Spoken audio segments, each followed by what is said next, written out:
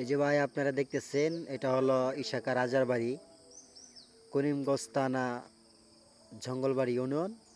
তো এখানেই রাজা ইশাকা বসবাস করেছেন, কিন্তু তিনি মৃত্যুর পর সেখানকার সাইডে যে আরও বিল্ডিং ছিল ওইগুলা ভেঙে ফেলেছে। তো এই বিল্ডিংটা সুন্দর যেন মানে আরও সুন্দর করে তুলেছে। তো যে ভাই দেখতেছেন এটাই হলো আমাদের ইশাকা রাজার বাড়ি, করিমগঞ্জ থানার জঙ্গলবাড়ি ইউনিয়নে অবস্থিত ইশাকা রাজার বাড়ি।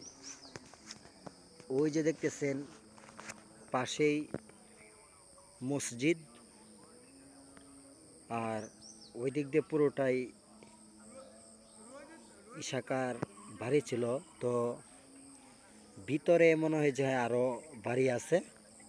তো ওটা যেহেতু একটু দেখতে দেখতে দেখার মতো, তো এই জন্য এটাকে সরকারি লোক থেকে করে রেখেছে, সুন্দর করে রেখেছে। তো ওই যে যারা যারা ইশাকা রাজার বাড়ি দেখেন নাই, তারা দেখে নিন, এটা হলো ইশাকা রাজার বাড়ি।